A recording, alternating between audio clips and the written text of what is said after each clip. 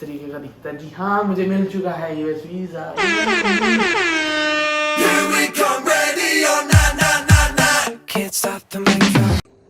दोस्तों आज है वीज़ा का वीओसी डे, यानी कि बायोमेट्रिक्स डे, और हम जाने वाले हैं अपनी उंगलियों की छाप दर्ज करवाने। मैं नहीं जा रही हूँ। मतलब मैं और पापा जा रहे हैं। तो खैर कुछ खास होने नहीं वाला, क्योंकि फ़ोन बस कुछ भी अलाउड नहीं होता, तो शायद मैं कुछ भी नहीं दिखा पाऊँगा।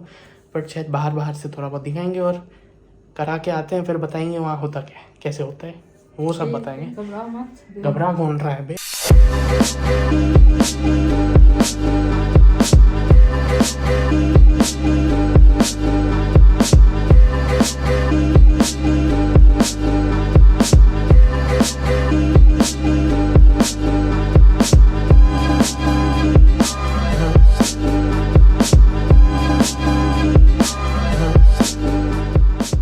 मम्मी को पिकअप कर लिया और आ गए मॉल।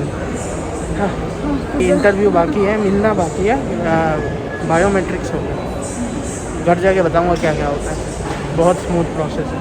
अभी हम करते हैं एंजॉय, और मेरे को थोड़ी शॉपिंग करनी है और पापा जी को भी करनी है। तो इनके बिना कुछ शॉपिंग नहीं होती है हमारी। आज बड़े लंबे दिन बाद, वीज़ा का इंटरव्यू के बाद आज हम आए हैं यहाँ कॉफ़ी पीने बरिस्ता में। और मॉल घूमने भी बहुत दिन बाद, कितने दिन बाद यार। चार चेंज करेगा, चार दो के साथ दो हो रही है इसलिए। ओपन कर दिया।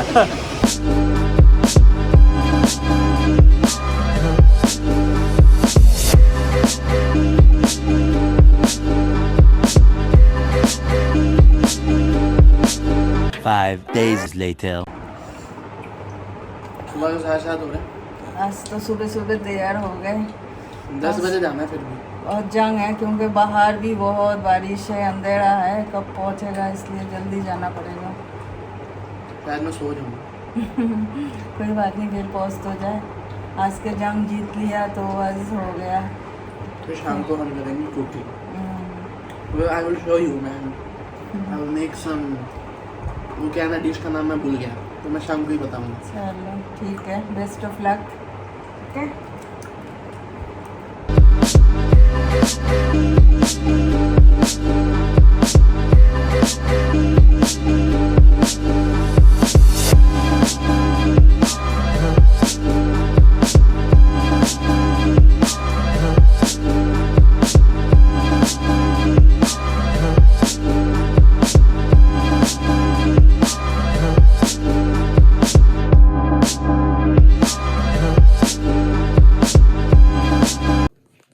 तो दोस्तों, welcome back to Adrik's cooking vlogs.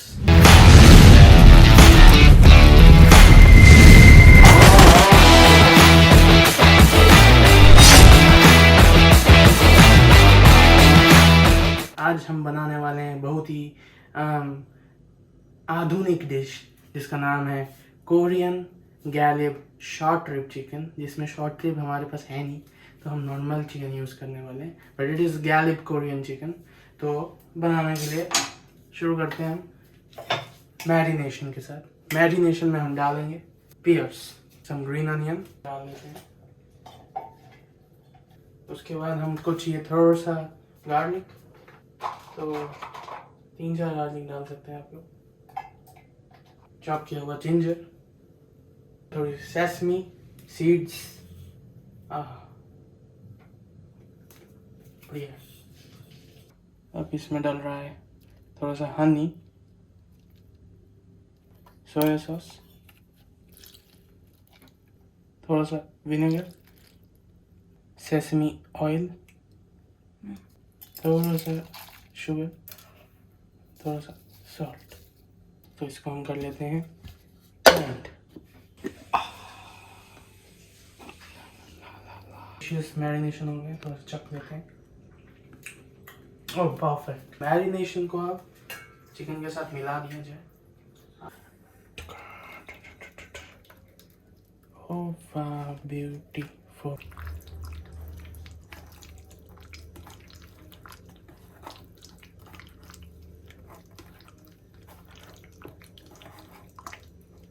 It is for 12 hours. 12 hours के मैरिनेशन के बाद हम मिलते हैं आपसे। तो दोस्तों क्या है ना कि सिर्फ चिकन काफ़ी नहीं होगा आज की पार्टी के लिए, तो मैंने सोचा थोड़ा सा पास्ता भी बना देते हैं। मस्त प्लान है। अपना स्पेशल चीज़ पास्ता है वो।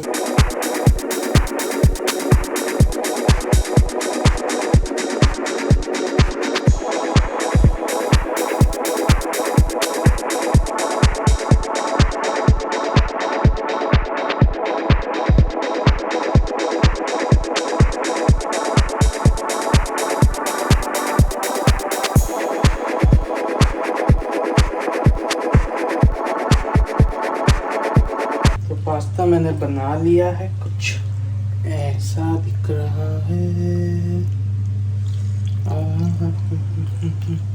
अब मैं मम्मी को बुलाता हूँ ताकि वो कैमरा पकड़े और मैं चिकन को फाइनलाइज करता हूँ। मज़ा आ जाएगा पास्ता।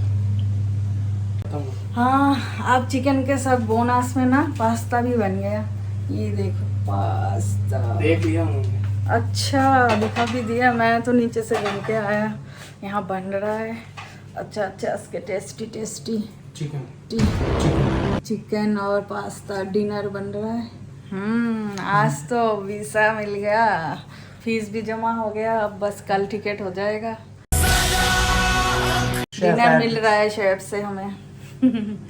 चलो शेफ, आप चिकन की तैयारी करो।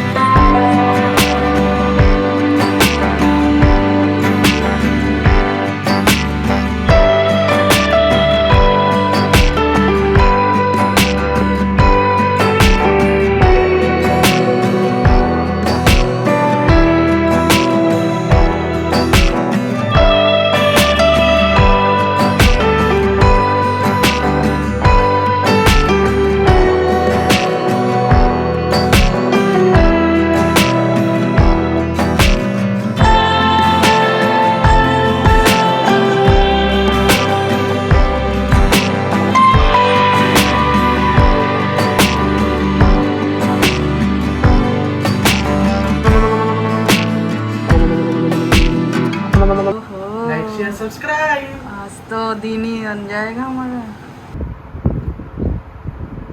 वाओ, बेटे ने बनाया। मजा आ गया। ये थोड़ा नया टाइप का है ना, कोरियन चिकन है। अब ये दूसरा वाला देखो, पास्ता। पास्ता तो खाते नहीं वैसे, आज बेटे ने बनाया तो खा रहा है, मैं बनाती हूँ तो। खुदा जाने के। बहुत टेस्टी है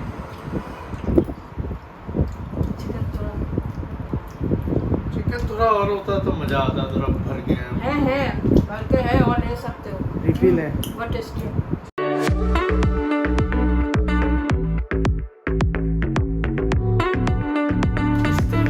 जी हाँ, मुझे मिल चुका है यूएस वीजा। एंड यस, इसमें बहुत मगजमारी है, ये सिंपल नहीं है लेना। स्टेप बाय स्टेप आपको बता दूंगा कि क्या क्या करना होगा, कैसे कैसे होता है सब कुछ। तो पहला स्टेप होता है आपको अपने अमेरिकन यूनिवर्सिटी से अपना I-20 मांगना होगा। I-20 क्या होता है वो मैंने एक पिछली वीडियो में, जब मेरे को I-20 मिला था, समझाया था। उसका लिंक यहाँ पे है, आप इस आई बटन को दबाइए और उस वीडियो को देख के आइए, तो आपको समझ आ जाएगा I-20 क्या होता है। I-20 मिल जाने के बाद अब नेक्स्ट स्टेप है आपको वीज़ा के लिए अप्लाई करना है। तो उसके लिए आपको यूएस एम्बेसी की वेबसाइट पर जाकर वहाँ पे लॉगिन करके अपना अकाउंट खोलना होगा। जब आप अपना अकाउंट खोलेंगे तो अकाउंट खोलते हुए आपको वो आपकी डिटेल्स मांगेगा, जैसे कि पासपोर्ट नंबर, आपका डेट ऑफ बर्थ, आपका नाम, आपके पेरेंट्स का नाम एंड एवरीथिंग एल्स। पेरेंट्स की डिटेल ज़्यादा नहीं, मतलब जो बेसिक है, and passport number and everything जो है, प्रीवियस ट्रैवलिंग के इंफॉर्मेशन सब कुछ। और फिर आपको एक DS 160 करके एक फॉर्म बन जाएगा आपका, जिसमें एक बारकोड होगा, जो स्पेशलाइज्ड बारकोड होगा आपका।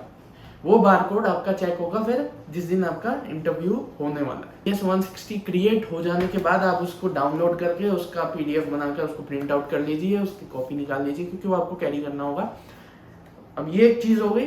अब यहाँ 2 चीज़ें हो चुकी हैं, I-20, DS 160, है ना। अब आपको मेन डॉक्यूमेंट्स कलेक्ट करना शुरू करना है, क्योंकि अब आपका जब स्लॉट आपने ले लिया है एम्बेसी का और आपको अब जाना है इंटरव्यू के लिए, तो उसमें क्वेश्चंस हो सकते हैं क्लैरिफाई करने के लिए कि आप एक मतलब लेजिटिमेट पर्सन हैं जो जाने वाला है इस पर्पज से US, और इस चीज़ को कंफर्म करने के लिए वो बहुत सारे टाइप के डॉक्यूमेंट्स मांगते हैं as a proof that you are genuinely going, मतलब ऐसा कोई फ्रॉड तो नहीं है कि आप मतलब झूठे हैं, ऐसे कोई और बन के जा रहे हैं। तो उस चीज़ को कंफर्म करने के लिए अब क्या क्या चाहिए होता है। सबसे पहले बाहर जा रहे हैं, पढ़ने जा रहे हैं, तो पैसा खर्चा होगा। तो कौन कर रहा है ये पैसा खर्च आपके ऊपर? आप खुद कर रहे हैं या आपके पेरेंट्स कर रहे हैं या कोई और स्पॉन्सर कर रहा है आपकी एजुकेशन को या जो भी आपके ट्रैवल को, चाहे वो मास्टर्स हो या ग्रेजुएशन हो, जो भी है। मैं ग्रेजुएशन के लिए जा रहा हूँ, कुछ लोग मास्टर्स के लिए भी जाते हैं, but the process is mainly same. Sponsor कौन करेगा? स्पॉन्सर ऑब्वियसली, पैसे कौन देगा? या तो आप खुद भी दे सकते हैं, बट कौन? एंड ये से बोलने से नहीं चलेगा, हाँ मेरे पापा देंगे। Proof, we need a proof. तो उसके लिए आपको चाहिए होगा एक bank certificate and bank statement. Bank certificate एक सर्टिफिकेट होता है जो भी आपका बैंक, जिस अकाउंट से आप उसको ट्रांसफर करने वाले हैं इस बैंक अकाउंट में, उस बैंक अकाउंट में उतना certain amount of money available है, इस चीज़ को लिखते हुए कि माय सन या ग्रैंड पेरेंट है तो माय ग्रैंड सन, जो भी है, मतलब जो भी आपको स्पॉन्सर कर रहा है वो अपने नाम से लिखते हुए ये लिखेगा कि वो आपको स्पॉन्सर कर रहा है। एंड बैंक को ये बैंक लिख के देगा आपको, आपके पेरेंट्स को नहीं लिखना, कि बैंक ये लिख के देगा कि आपके पेरेंट आपको पढ़ाने के लिए ये दे सकते हैं, ये अमाउंट उनके पास है देने के लिए। ये लिखते हुए एक सर्टिफिकेट होगा जिसको हम बैंक सर्टिफिकेट बोलते हैं। एंड स्टेटमेंट वो होगा जिसमें सारा इंफॉर्मेशन होगा उस बैंक में जो अमाउंट है उसका, ये आपका जो डेली यूज है, मतलब कि एक एवरेज यूज जो आप करते हैं एनुअली, वो जो एक अमाउंट होता है आपका एनुअल यूज का, जो साल में आप खर्च करते हैं उस अकाउंट से, उसको छोड़ के, उस अमाउंट को छोड़ के, जो आपका खर्च का अमाउंट है उसको छोड़ के भी आपके पास जो अमाउंट बचता है वो इनफ है आपकी पढ़ाई के लिए। इसके बाद आपको चाहिए होगा affidavit. Affidavit is a sponsorship letter, जिसको US में स्पॉन्सरशिप लेटर कहते हैं, बट इंडिया में इसको एफिडेविट कहते हैं। एफिडेविट क्या होता है? उसमें आपको नोटराइज कराना पड़ेगा इसको गवर्नमेंट ऑफिशियल से। आपको एक नोटरी वाला पूरा फॉर्म बनवाना होगा जिसमें ये लिखा होगा कि आपके जो पेरेंट या ग्रैंड पेरेंट है वो उनकी तरफ से हुआ, जैसे कि स्टेटमेंट बैंक सर्टिफिकेट बैंक की तरफ से था। Now this is from the side of your parents और ग्रैंड पेरेंट्स और हूएवर इज स्पॉन्सरिंग, उनकी तरफ से ये सर्टिफिकेट है। अब ये अरेंज हो जाने के बाद आपको चाहिए होगा ITR होता है income tax return. Income tax return 3 साल का, जिस साल आप वीज़ा के लिए अप्लाई करने वाले हैं उस साल से और पिछले 2 साल का भी, यानी कि मैंने 2021 में अप्लाई किया तो 2019, 2020 एंड 2021 तीनों साल का ITR चाहिए था। अगर आपने कोई लोन लेके पढ़ा रहे हैं या कोई लैंड को मतलब रेंट पर देके ऐसा कुछ है, तो जो उसका फॉर्म है लोन का या वो आपको देना पड़ेगा। लोन जिन्होंने लोन लेके जो पढ़ाने वाले हैं तो उसके ऑफिशियल डॉक्यूमेंट्स जो भी आपके प्रूफ है लोन्स के कि ये वैलिड है, एंड देन प्रॉपर्टी वैल्यूएशन का जो सर्टिफिकेट होता है वो भी चाहिए। तो उसमें प्रॉपर लिखा होगा कि आपकी टोटल नेटवर्थ सर्टिफिकेट क्या है, नेटवर्थ सर्टिफिकेट या प्रॉपर्टी वैल्यूएशन कहते हैं इसको। तो चाहिए स्कूल से ट्रांसक्रिप्ट। ये सब तो आपको वैसे अप्लाई करते हुए ही वो लोग मांग लेंगे जब आप कॉलेज के लिए अप्लाई कर रहे होंगे, बट मैं फिर भी बता देता हूँ। तो ट्रांसक्रिप्ट होगा, साथ में अगर आप वीज़ा देने के टाइम तक पास हो चुके हैं तो आपको एक पासिंग सर्टिफिकेट चाहिए होगा, और इसके साथ अपना एक्सेप्टेंस लेटर्स जो हैं वो लेने होंगे। जैसे कि आपने अगर एक से ज़्यादा में अप्लाई किया और आपका एक से ज़्यादा में हो गया है, तो वो जितने भी कॉलेजेस में अप्लाई किया जिनमें से हो गया उनका, और जिनमें नहीं हुआ है उनका भी जो लेटर आता है, एक्सेप्टेंस लेटर या रिजेक्शन लेटर, उनको लेके जाना होगा। कि मैंने, अगर वो लोग पूछ लेते हैं, दिस इज़ ऑल फॉर अगर वो लोग, it is like 50-50 may be वाला। आपको चाहिए सर्विस फीस का जो प्रूफ है। अब वो क्या होता है, आपको $130 यूएस को देने होंगे। It is like international charge जो यूएस को जाता है डायरेक्टली, तो वो होती है SEVIS फी, सर्विस फी। वरना आपका अपॉइंटमेंट जो है, आपका जो इंटरव्यू है वो होगा नहीं अगर आपने सर्विस पे नहीं किया तो वो आपके पास होना चाहिए, उसका रिसीट जो आपने पे किया। और एक और फी पे करनी पड़ेगी आपको, आई थिंक पता नहीं कितना का था वो फी जो है आपकी अप्लाइंग फी है, मतलब जो आप इंटरव्यू देने वाले हैं यूएस एम्बेसी में जाके, उसके लिए एक एप्लीकेशन फी टाइप ऑफ $500 था सर। इतना नहीं था, $500 नहीं था। तो वहाँ पर अंदर जाते ही आपसे वो DS-160 मांगेंगे, आपका I-20 मांगेंगे, एंड अपॉइंटमेंट कंफर्मेशन, जो आप अपॉइंटमेंट लेंगे उसका एक PDF बनकर आएगा कि इसमें ये आपकी अपॉइंटमेंट टाइम्स है, ये अपॉइंटमेंट डेट है।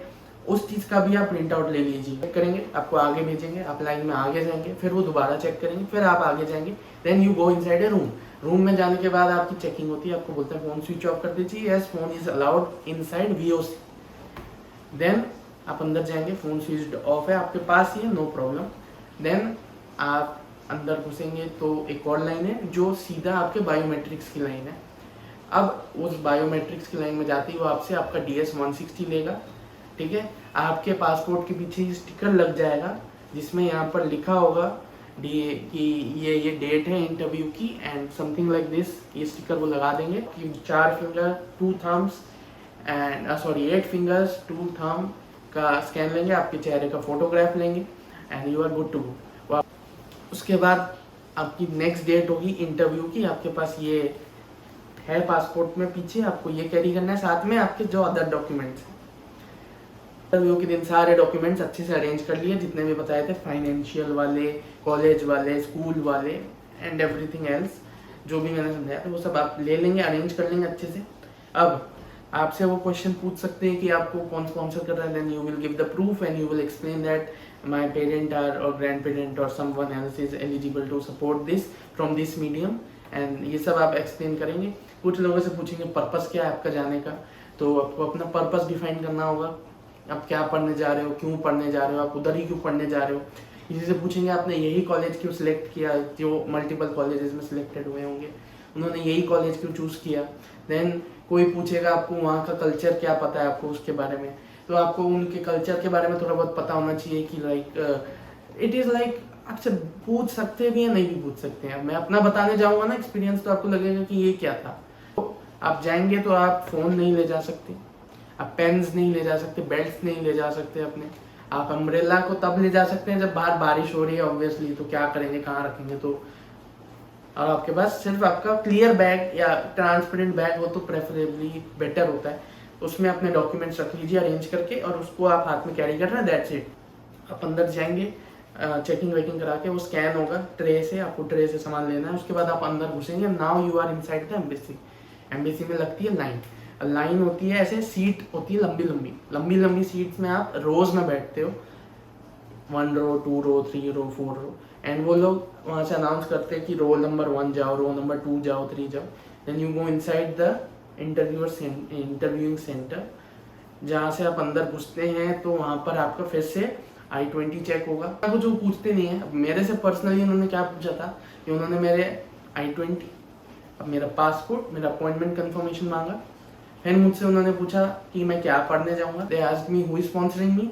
आई was about to take out the sponsorship letter, but उन्होंने कहा ठीक है नहीं चाहिए, मैंने बोल दिया फादर कर रहे हैं। देन दे आस्क्ड मी कि what does your father do, then ये अप्रूव्ड इट, बट वो कुछ बोलेंगे नहीं, वो पासपोर्ट रख लेंगे अपने पास।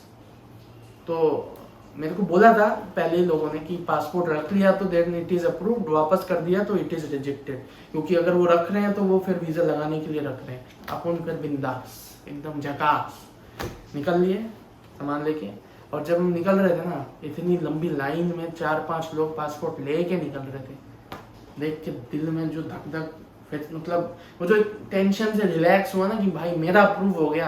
कुछ लोगों का अप्रूव नहीं भी हो रहा है यार, शिट, उनके लिए बुरा लग रहा था। मतलब एक ही मोटिव है आपका, कॉन्फिडेंस। अगर आपका कॉन्फिडेंस डगमगाया तो उनका देने का चांस भी डगमगा जाएगा। Thank you for watching this video. अगर आपको लगा हो कि ये आपके काम आया है तो just give a like and it gives us support to us. And अगर आपको लगता है कि बाकी के व्लॉग्स जो हैं, जो आप देख सकते हैं, अगर आपने नहीं देखे हैं और देखना चाहते हैं, अच्छे लगते हैं, तो सब्सक्राइब कर दीजिए चैनल को यार। हमको भी थोड़ा सा बोलो ना मम्मी यार, सब्सक्राइब नहीं करते हैं। बच्चे का भला हो जाएगा। हाँ, 50% पार्टनर खुद भी हैं, बच्चे का भला हो जाएगा। तो इसके साथ हम मिलते हैं आपसे अगले वीडियो पे, तब तक stay safe, be strong. Bye.